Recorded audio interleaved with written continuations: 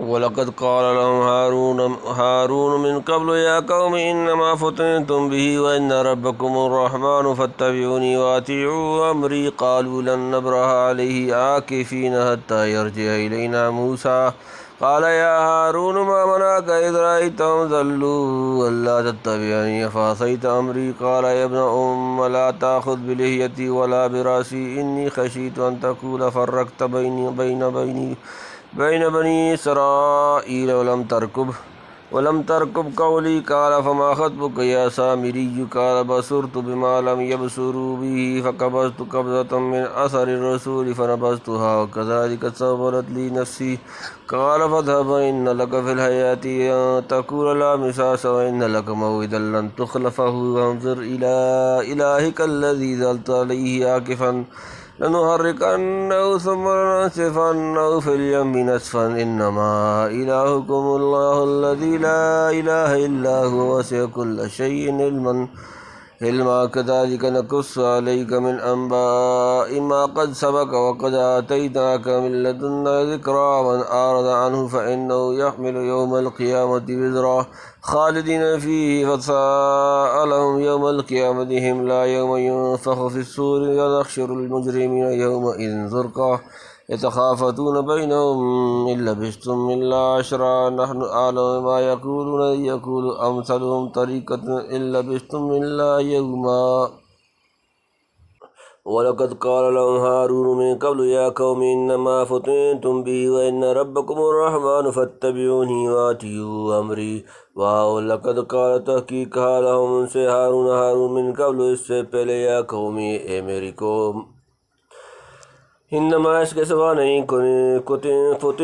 تم آزمائے گئے بھی اس سے وَإِنَّهُ بے شک ربکم تمہارا رب الرحمن رحمان ہے فاتبعونی سو میری پیروی کرو اطیعوا اور اطاعت کرو مانو امری میری بات اور کہا تھا ان کو ہارون نے پہلے سے قوم بات یہی ہے کہ تم بھیگ گئے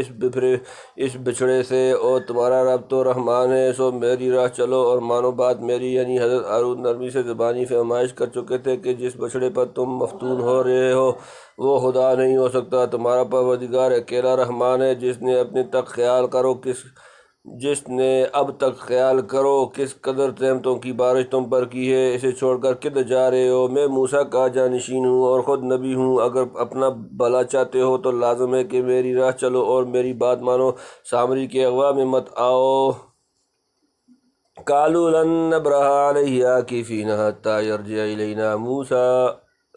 قالوا نے کہا لن نبرح ہم ہرگز جدا نہ ہوں گے علیہ اس پر عاکفین جمے ہوئے حتیٰ یہاں تک کہ یرجعو لوٹے الینا ہماری طرف موسیٰ بولے ہم برابر اسی پر لگے بیٹھے رہیں گے جب تک لوٹ کر آئے ہمارے پاس موسیٰ کے واپس آنے تک تو ہم اس سے ٹلتے نہیں ان کے آنے پر دیکھا جائے گا جو کچھ مناسب معلوم ہوگا کریں گے قال یا ہارون ما منعک اذ رأیتہم ضلوا قال اس نے کہا یا ہارون ما منعک تجھے کس چیز نے روکا جب رأیتہم تو نے دیکھا انہیں ضلوا اور گمراہ ہو گئے کہا موسیٰ علیہ السلام نے اے ہارون کس چیز نے روکا تجھ کو جب دیکھا تو نے کہ وہ بہک گئے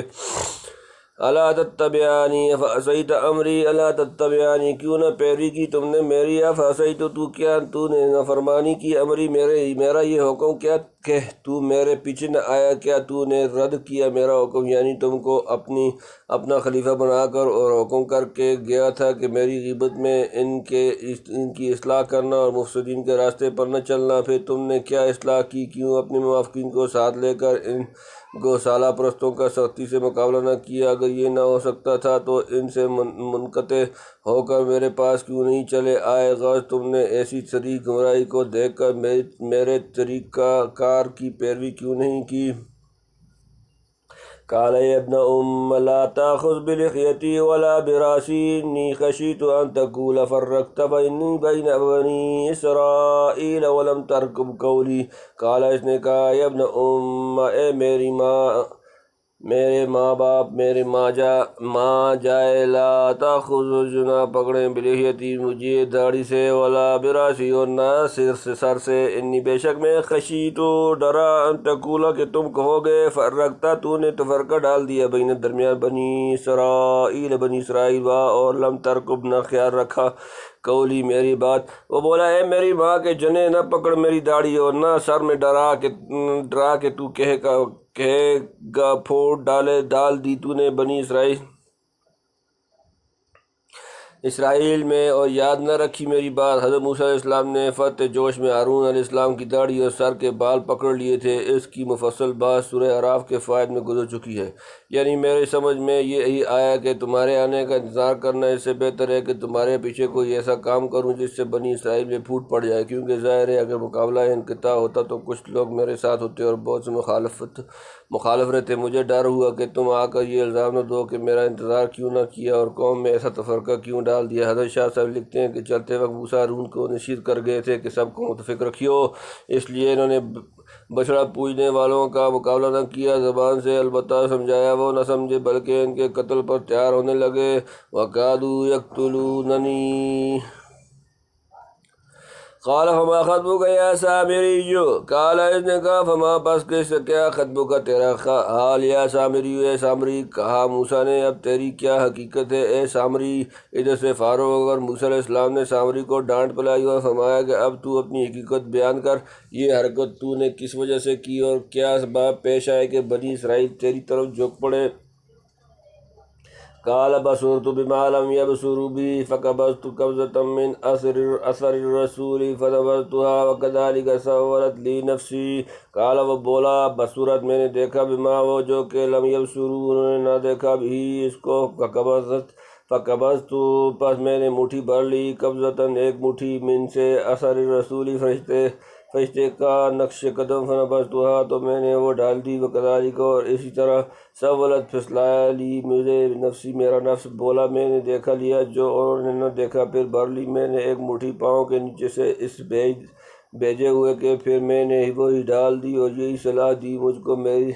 میرے جی نے۔ سامری نے کہا کہ مجھ کو ایک ایسی چیز نظر پڑی جو انہوں نے نہیں دیکھی تھی، یعنی خدا کے بھیجے ہوئے فرشتہ جبرائیل کو گھوڑوں پر سوار دیکھا۔ شاید یہ اس وقت ہوا جب بنی اسرائیل دریا میں گھسے اور پیچھے پیچھے فرعون کا لشکر گھسا۔ اس حالت میں جبرائیل دونوں جماعتوں کے درمیان میں کھڑے ہو گئے تاکہ ایک کو دوسرے سے ملنے نہ دیں۔ بہرحال سامری نے کسی محسوس دلیل سے یا وجدان سے یا کسی قسم کے تعارف سابق کی بنا پر سمجھ لیا کہ یہ جبرائیل ہیں۔ ان کے پاؤں یا ان کے گھوڑے کے پاؤں کے نیچے سے مٹھی بھر مٹی اٹھا لی، وہی اب سونے کے بچڑے میں ڈال دی، کیونکہ اس کے جیب میں یہ بات آئی کہ روح القدس کے حق پا میں یقیناً کوئی خاص تاثیر ہوگی۔ حضرت شاہ صاحب لکھتے ہیں کہ سونا تھا، کافروں کا مال لیا ہوا فریب سے، اس میں مٹی پڑی، برکت کی، حق اور باطل مل کر ایک کرشمہ بن گیا کہ جاندار کی طرح کی روح اور آواز اس میں ہو گئی۔ ایسی چیزوں سے بہت بچنا چاہیے، اسی سے بت پرستی بڑھتی ہے۔ تنبیہ آیت کی جو تفسیر اوپر بیان ہوئی، صحابہ و تابعین اور علماء مفسرین سے یہی منقول ہے۔ بعض ظاہرین نے اس پر جو طعن کیے ہیں اور آیت کی دور از صواب تعویلیں کی ہیں، ان کا کافی جواب صاحب روح المعانی نے دیا ہے، یہاں اس قدر بحث کا موقع نہیں۔ من شاء فلیراجع۔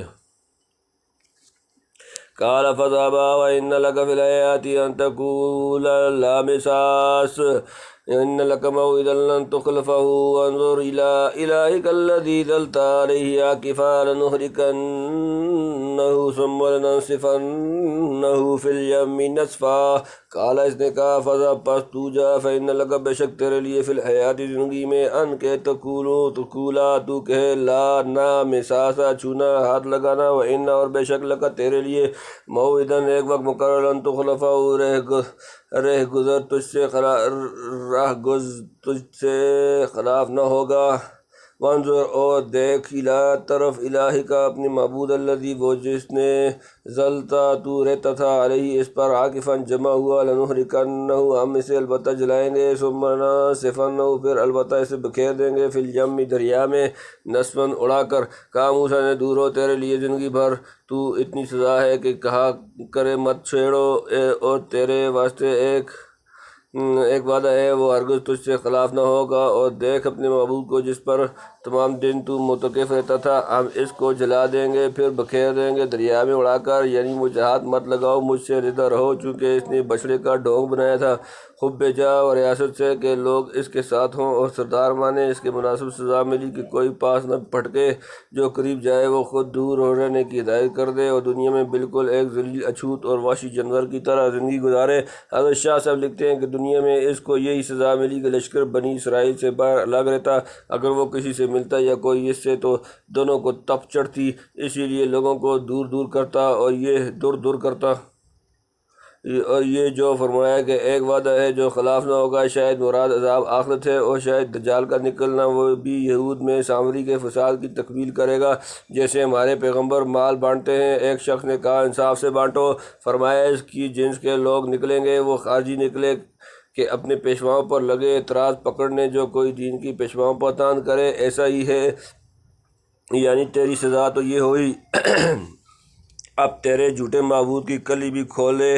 دیتا ہوں، جس بچڑے کو تو نے خدا بنایا اور دن بھر وہاں دل جمائے بیٹھا رہتا تھا، ابھی تیری آنکھوں کے سامنے توڑ پھوڑ کر اور جلا کر راکھ کر دوں گا، پھر راکھ کو دریا میں بہا دوں گا، تاکہ اس کے پجاریوں کو خوب واضح ہو جائے کہ وہ دوسروں کو تو کیا نفع نقصان پہنچا سکتا، خود اپنے وجود کی بھی حفاظت نہیں کر سکتا۔ بے شک انما الہکم اللہ الذی لا الہ الا ہو وسع کل شیء علما، انما اس کے سوا نہیں، الہکم تمہارا معبود، اللہ اللہ، الذی وہ جو، لا نہیں الہ کوئی معبود، الا ہو اس کے سوا، واسع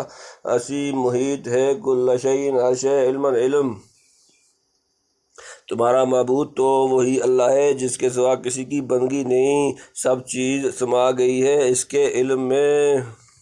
باطل کو مٹانے کے ساتھ ساتھ حضرت موسیٰ علیہ السلام نے قوم کو حق کی طرف بلاتے جاتے ہیں، یعنی بچڑا تو کیا چیز ہے، کوئی بڑی سے بڑی چیز بھی معبود نہیں بن سکتی، سچا معبود تو وہی ایک ہے جس کے سوا کسی کی بندگی عقلاً و نقلاً و فطرتاً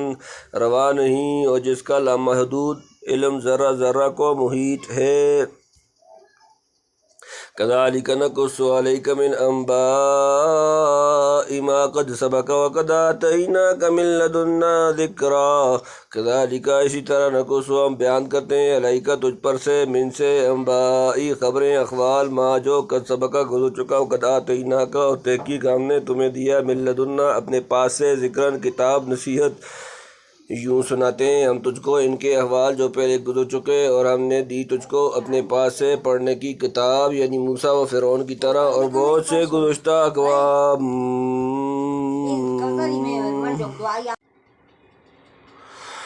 یوں سناتے ہیں ہم تجھ کو ان کے احوال جو پہلے گزر چکے، اور ہم نے دی تجھ کو اپنے پاس سے پڑھنے کی کتاب، یعنی موسیٰ و فرعون کی طرح، اور بہت سی گزشتہ اقوام کے واقعات ہم تجھ کو تیرے ذریعے سے تمام دنیا کو سناتے رہتے ہیں، جس میں بہت سے فوائد ہیں، مثلاً علم کی توقیر، معجزات کی تکثیر، پیغمبر اور مسلمانوں کی تسلی، عقل مندوں کے لیے عبرت و تذکیر، اور معاندین کے حق میں تحدید و ترہیب کا سامان ہوتا ہے، یعنی قرآن کریم جو ان عبرت آزما واقعات و حقائق پر مشتمل ہے۔ من اعرض عنہ فإنہ یحمل یوم القیامت وزرا، من جس اعرض منہ پھیرا عنہ اس سے، فإنہ تو بے شک وہ، یحمل لادے گا، یوم القیامت قیامت کے دن، وزرا بھاری بوجھ، جو کوئی منہ پھیر لے اس سے سو وہ اٹھائے گا دن قیامت کے ایک بوجھ۔ خالدین فیہا وساء لہم یوم القیامت حملا،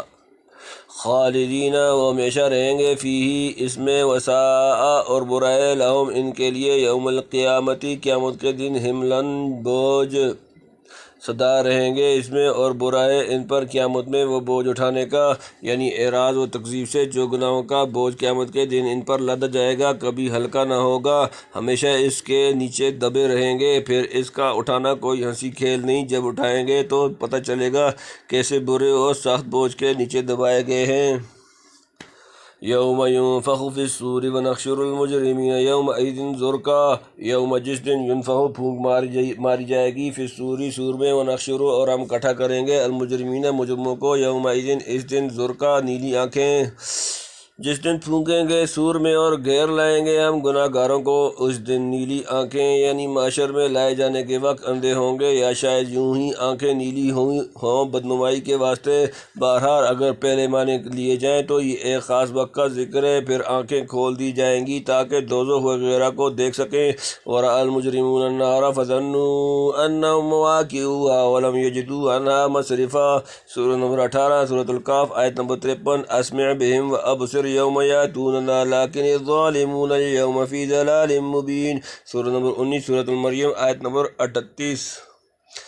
یتخافتون بینہم ان لبثتم الا عشرا، یتخافتون آہستہ آہستہ کہیں گے بینہم آپس میں، ان نہیں لبثتم رہے تم الا مگر صرف عشرن 10 دن، چپکے چپکے کہتے ہوں گے آپس میں تم نہیں رہے مگر 10 دن، یعنی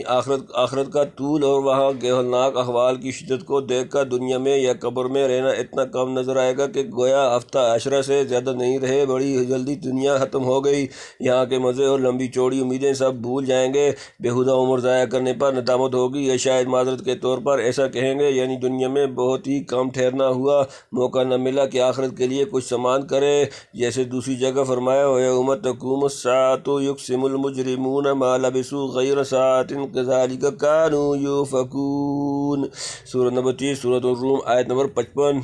نحن أعلم بما يقولون إذ يقول أمثلهم طريقة إن لبثتم إلا يوما۔ نحن ہم عالم خوب جانتے ہیں بما وہ جو یقولون وہ کہتے ہیں، یقول جب کہے گا امثلہم سب سے اچھی طریقہ نہیں لبثتم رہے تم الا مگر صرف یومن ایک دن، ہم کو خوب معلوم ہے جو کچھ کہتے ہیں، جب بولے گا ان میں اچھی روش والا تم نہیں رہے مگر ایک دن، یعنی چپکے کہنا ہم سے نہیں چھپتا، وہ آپس میں جو سرگوشیاں کریں گے ہم کو خوب معلوم ہے، یعنی جو ان میں زیادہ عقلمند صاحب الرائے اور ہوشیار ہوگا وہ کہے گا کہ یہاں 10 دن بھی کہاں، صرف ایک ہی دن سمجھو، اس کو زیادہ عقلمند اور اچھی راہ و روش والا اس لیے فرمایا کہ دنیا کے زوال و فنا اور آخرت کی بقا و دوام اور شدت ہول کو اس نے دوسروں سے زیادہ سمجھا۔